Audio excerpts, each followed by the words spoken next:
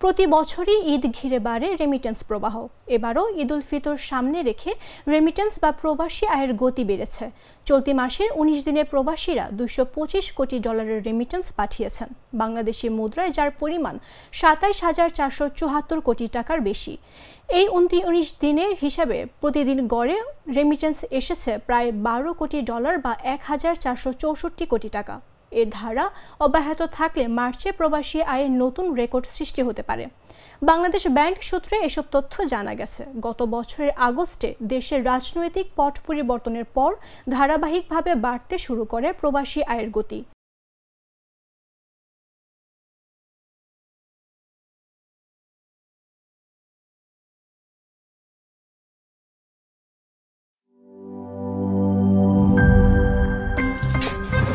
আমার একটা স্মার্ট সিদ্ধান্তে 25% গ্যাসের খরচ কমেছে। ভাবছেন কিভাবে?